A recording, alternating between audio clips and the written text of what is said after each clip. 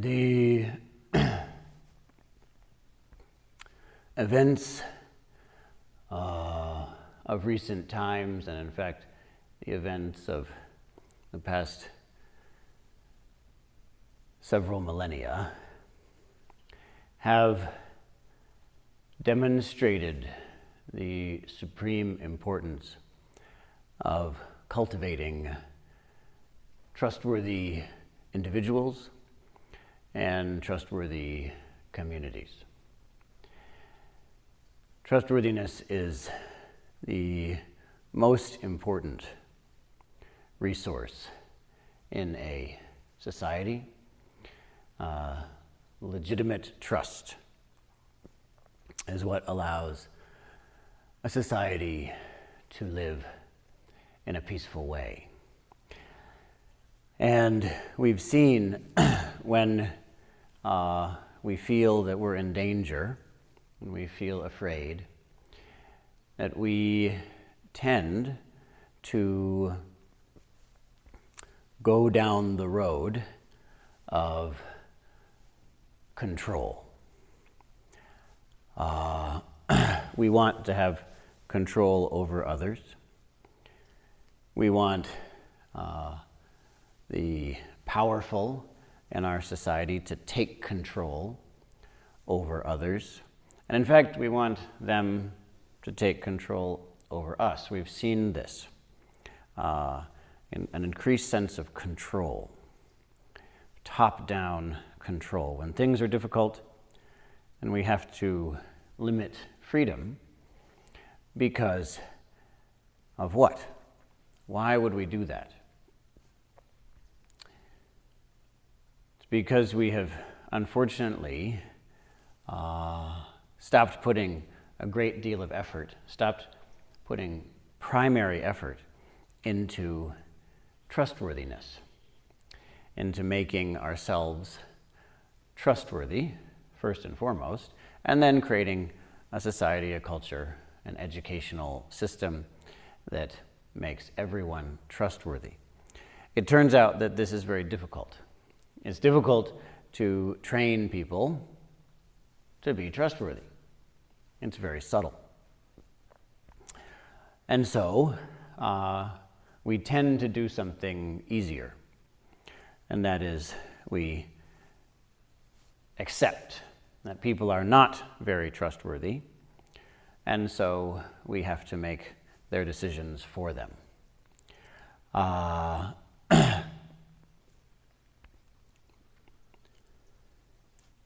There is, therefore, a situation in which we tend to become less and less trustworthy. And it's been very sad for me. Recently, I've been outside, and sometimes I've seen people, and this distancing that people have is making us afraid of each other. We feel somewhat comfortable saying hello from afar, and this has been a trend in our society for a long time. We're friendly up until the point of needing to be friends. People used to have many, many more trusted individuals in their lives than we have now. 50 years ago, people had several individuals they could go to in a crisis they felt would support them.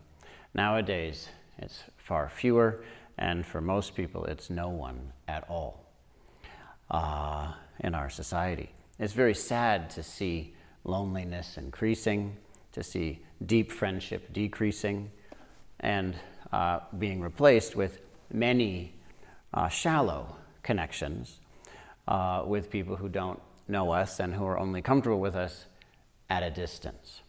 This has been sad to see, and I've watched as people have become less friendly, and it's been hurtful. Because it's very important for us to connect with each other. And it's sad that because we set things up so that we are trusted less and less, we in fact become less trustworthy. We don't just become less trusting, we become less trustworthy without these deep relationships. As many of you may know, at one point, the great Chinese, what shall we call him, philosopher, statesman, a person who we call Confucius, he was asked at one point, "So, Master, if we wanted to create a peaceful, a flourishing society, what would be needed? We want this great kingdom, the Middle Kingdom, to flourish, to be at peace.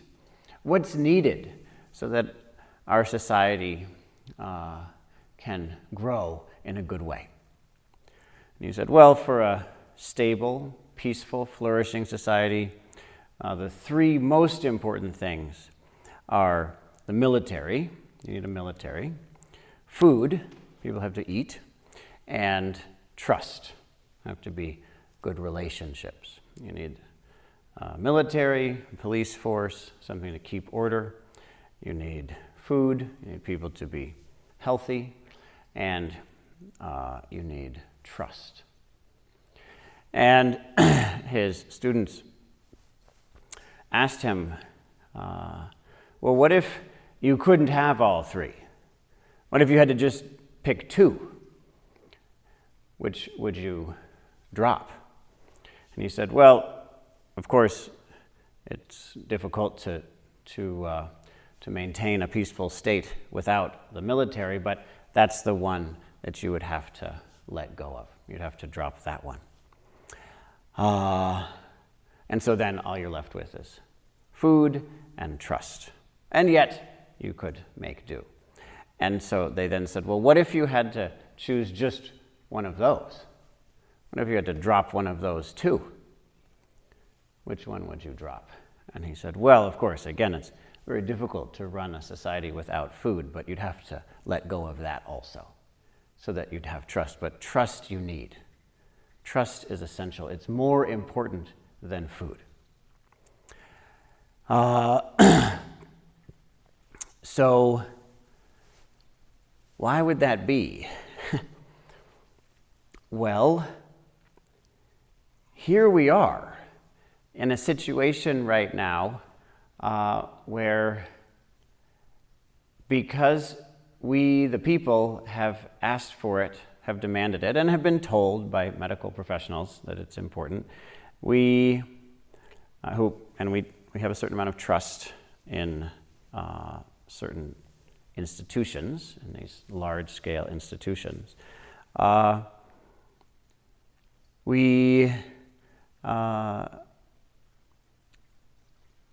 Many people, more than half of the world population, are under what you might call house arrest.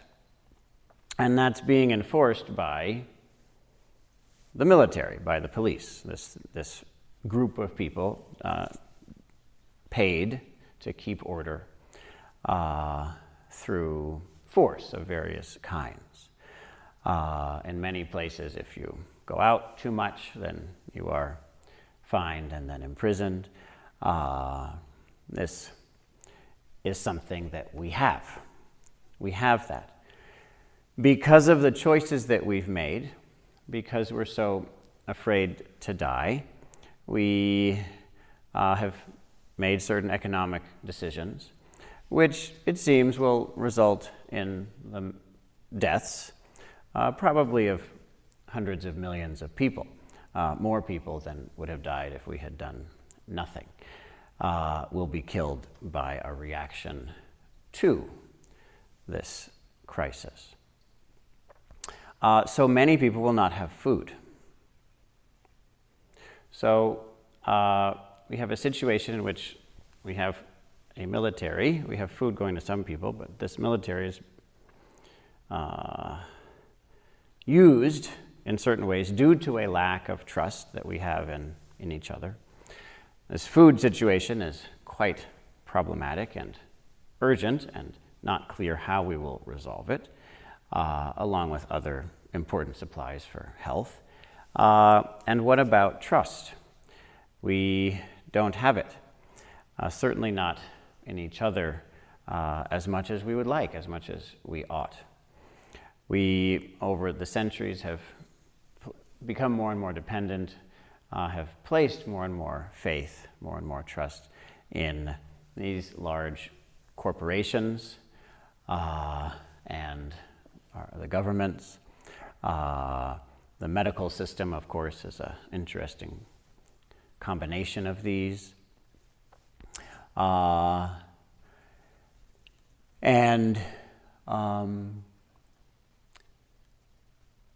Even while doing all that, I hear people all the time talk about how they don't trust these things. They don't even like big corporations. They certainly don't trust them, and yet we place faith in them. I hear people complain about the government a lot, often in rage, to the point that it's hard to find a way to help them to stop complaining. It's stating how much they distrust the government. And yet these are these things, large corporations and governmental institutions that we say we don't trust, that we know don't treat us well, don't care about us. We are used by them to promote their increased power, and yet that is where we're placing our trust in these large-scale decisions and actually demanding that they control people more and more. So it becomes of the utmost importance, now more than ever, becomes of the utmost importance that we train people in being trustworthy.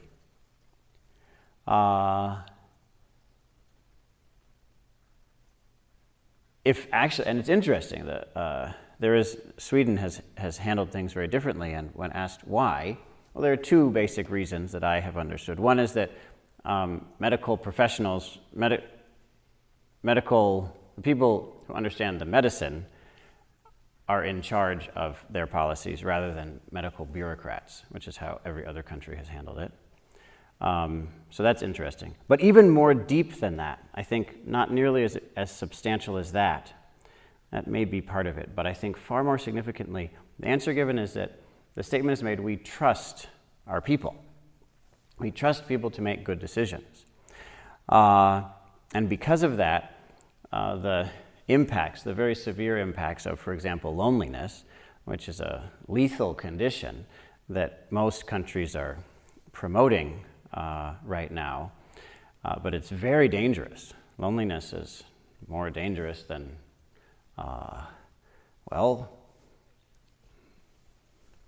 smoking.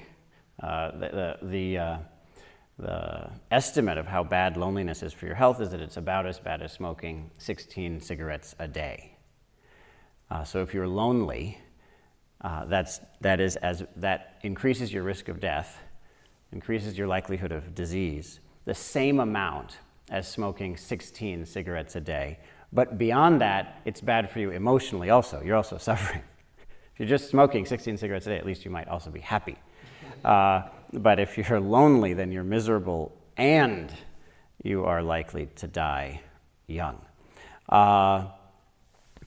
So that is a very severe and likely cause of death for many people due to our reaction to this.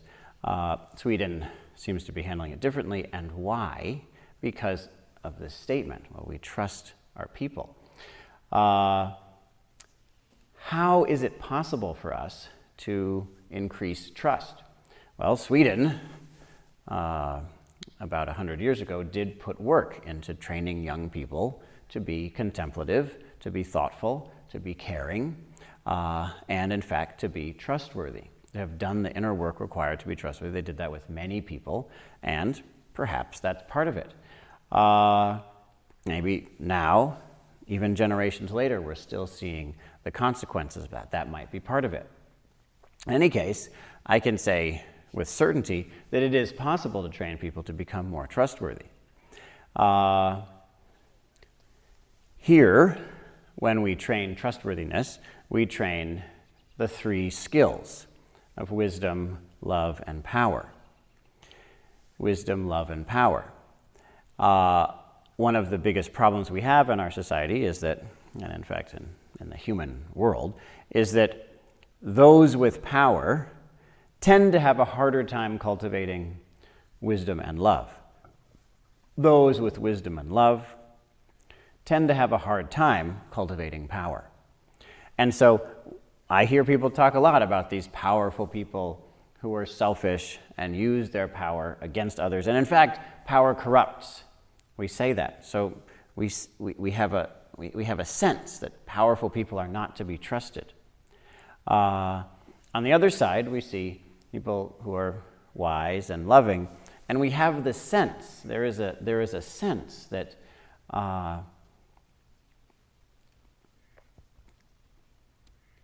that it would be appropriate for them to live a small, quiet life without gaining much power.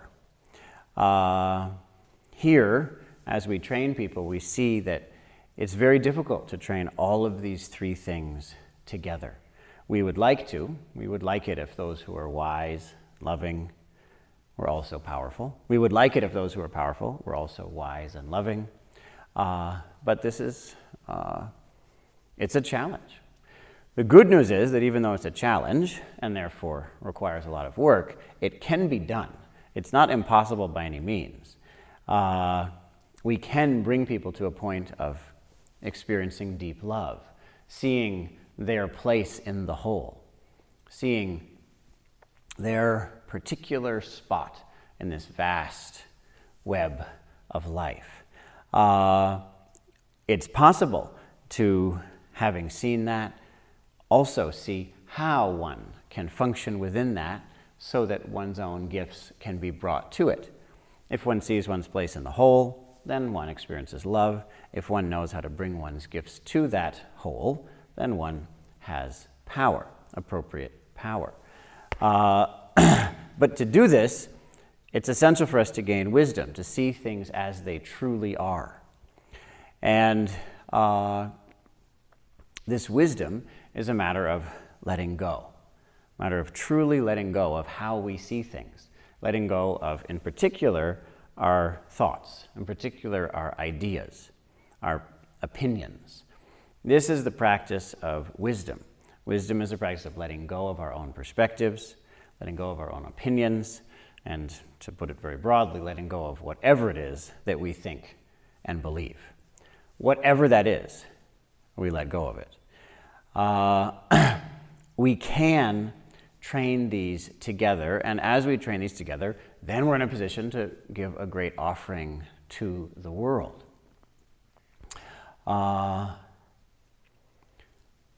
Right now, we're being asked to look closely at the problem of death. The fact that we have a limited amount of time to give this gift, to have this impact on the world. We, in fact, die. It's not a time for complacence. It's a time for effort.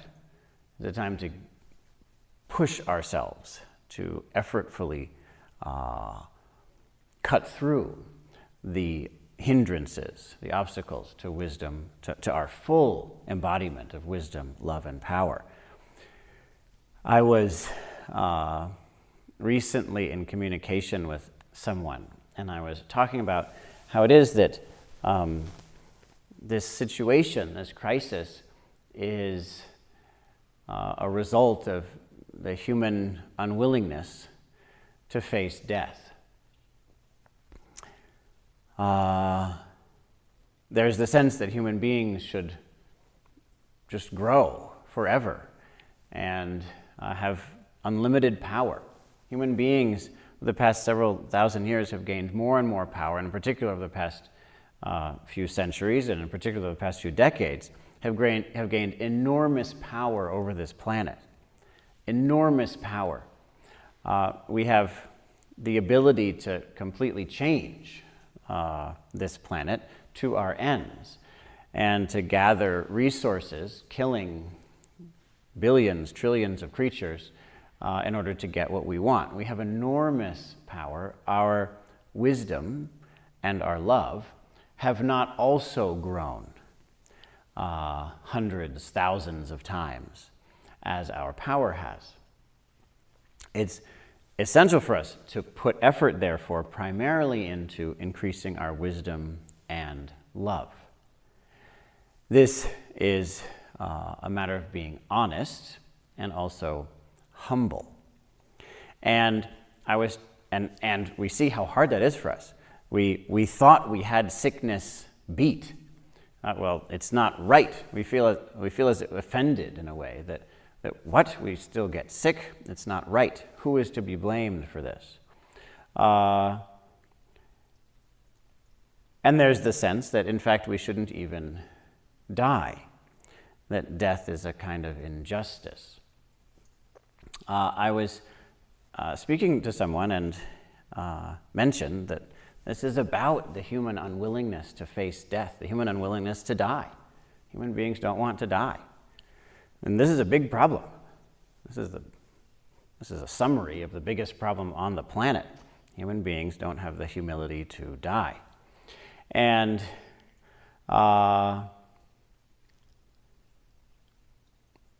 he said, well, I don't need to face death.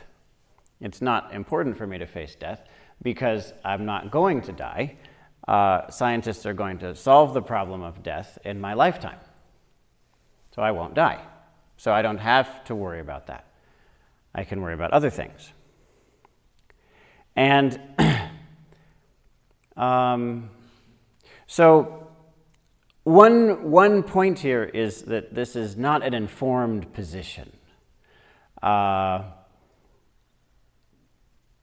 It's not informed regarding the science of it, but it's also not informed regarding the nature of all things. Everything that arises passes away. That's its nature. The nature of arising is the nature of passing away. The nature of arising is the nature of impermanence. The nature of passing away is the nature of impermanence. That which is impermanent is impermanent. That is our nature. The nature of our minds, the nature of our bodies is impermanence. And so one part of this is simply ignorance, that he's voicing ignorance. But there are even more interesting things happening here as well. So another one that struck me was the arrogance in it. The sense that the world should have me in it forever. The world needs me for some reason. I'm not sure why, but for some reason it's right for me to continue to live. And I don't know if you find that to be arrogant or not, but I do. Why would that be? Why are we needed? Why do we need to keep on living? What is it about us that is essential for the world? Why not pass away? What is so important about any of us, anyone here? Why should we live? Why? What would be so bad about us not being in the world? Would the world somehow be incomplete without us in it? It's an important question. And one worth asking. Is it the case that just because I exist, I should exist? Is that true? This is something that I'd ask us to look at very closely. Is it the case that our lives have brought more good into the world than harm? Every day we kill lots of beings as we eat them. As Confucius said, we need food. And so we eat.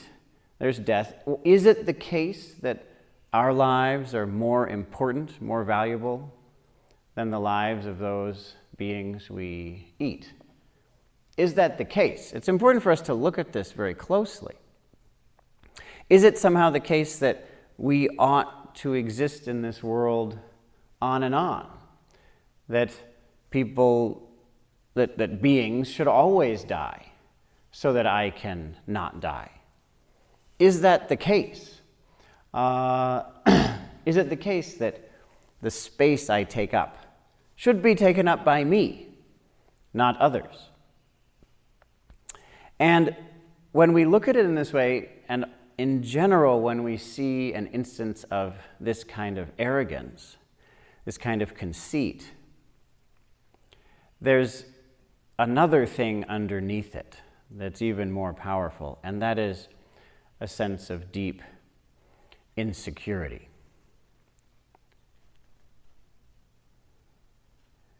A sense of deep insecurity, of profound insecurity. Of course, there's the insecurity of knowing that, in fact, we will die. And we're afraid of that. But there is another insecurity as well. The insecurity of knowing that we have not lived. The insecurity of knowing that we're going to die, in all likelihood, before we ever lived. Without completing our purpose in being alive, we may die. And that insecurity I could also see. Having not fulfilled my purpose, I may die. I could die any time now. And I haven't fulfilled the ultimate purpose of my life yet. And yet it doesn't seem easy. How could I fulfill that purpose? How could I do it? And we have the sense, we know that we haven't. If we haven't, it's absolutely clear to us because we still experience insecurity. We do not experience complete inner peace. We experience conceit or narcissism, fear. Or what most people experience, this grinding, melancholy loneliness. We experience some kind of suffering. And we don't know what to do about that. We don't know how to complete our purpose. And we're aware that we may just die like this. And so, since we don't know how to do it, but we don't want to die before we do it, we have this hope. Well, maybe if science or something just gives me more time. Just give me more time, please. Maybe magic will happen. Maybe there will be a miracle, and I'll suddenly be able to achieve my purpose in life. I don't know what else to have faith in. What else can I trust other than a miracle? Because I don't know what to do in order to fulfill my purpose. But I don't want to die before I do.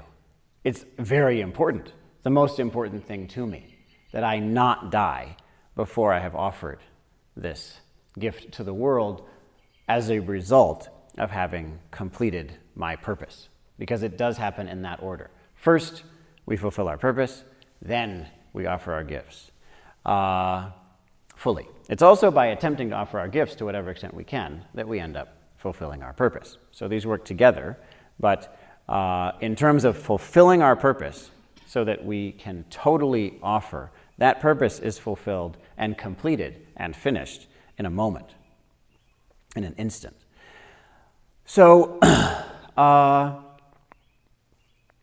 so we want more time. We just want more time. And we are willing to do most anything for it, to avoid this death, this meaningless death, because we didn't live a meaningful life. And within that despair, that insecurity, and the conceit that manifests as a result of it, we offer this training. We offer an incredible opportunity to do this training so that we can fulfill our purpose, so that we can be trustworthy. And this isn't just binary. We do the work and then we become a little bit more trustworthy. And then we do the work and we become a little bit more trustworthy. And then there's a point of no return. And that is, you could say, binary. There's a point of no return. And that matters very much, of course. But just because it's a point of no return doesn't mean nothing good is happening up until there. Lots of good things are happening. Very important things are happening, and that work is what saves the world. So we give people the chance to gain in wisdom, which is to say, let go of whatever you think.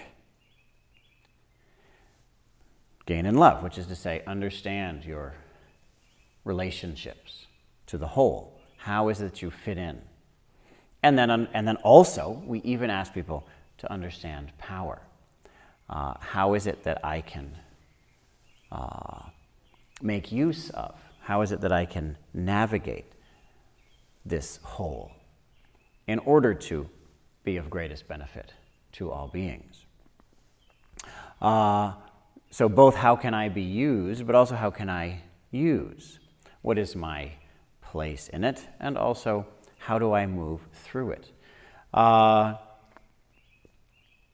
That is then brought together with wisdom, which is to say that human beings let go of what we think and awaken to another kind of understanding that isn't just based on the human mind, but is a wisdom that is unmistaken. It's not just one opinion or another. So we actually offer this. And beyond that, we offer it in community. We offer it together so that it isn't just individuals that are going through this process of growth, but it is, on the contrary, a society, a collective intelligence. So if we can do that, then we are making a more trustworthy society filled up with more trustworthy individuals. And that means that our responses to crises will be far better. Our responses to crises will not create bigger crises. It isn't just that we have to go back to this top-down enforcement of certain ideas. On the contrary, people can be trustworthy. We're in a situation now where more and more people have more and more power. It's becoming easier and easier for fewer and fewer people, even individuals, to create enormous harm in the world. And in particular, there is one species, human beings, who can create terrible harm. And in fact, that's what we are often doing. That power just keeps on increasing, and we keep on striving for that. It's more important now than ever before that our training in wisdom and love is emphasized so as to catch up with that. Because this power, if it doesn't have wisdom and love, actually isn't power at all. It destroys us if we use it, and that's what it is doing. It's extremely dangerous. And so we must take advantage of this offering, the ability to study, to train, to embody wisdom and love, so that we create a society that is trustworthy, filled up with individuals and leaders who are trustworthy, so that more and more people who are trustworthy can come forth.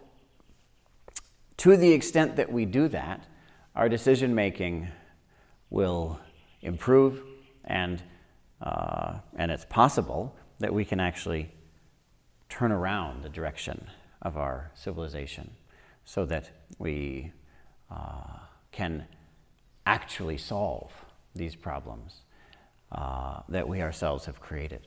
This is possible for us. And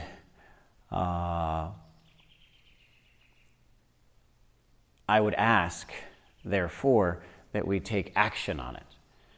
That right now we take action on meditating, so we'll do that right now to cultivate wisdom and love, but also that we make real changes in how we live, real changes in our whole lifestyle, so that we're in a situation in which the cultivation of wisdom and love is emphasized and yet isn't considered to be enough. It's also important for us to serve the whole world, and that means learning also how to hold power within the context of wisdom and love. I'd ask us to actually make those changes. I know it's difficult, it's challenging, and yet it's worth it, because we can come to the point when we can say, I did it. I fulfilled my purpose in being alive. And at that time, we are simultaneously more happy. We are filled with more joy in being alive. Being alive is more wonderful than ever before. And we are also less afraid of death than ever before. We enjoy life more, and we fear death less. This is the offering that this training provides to us. And we have the chance to pick it up, make use of it right now in this practice period, and also we have the opportunity to change our lives so that it becomes the emphasis, the purpose of every day, and in fact, every relationship, so that our relationships can become true friendships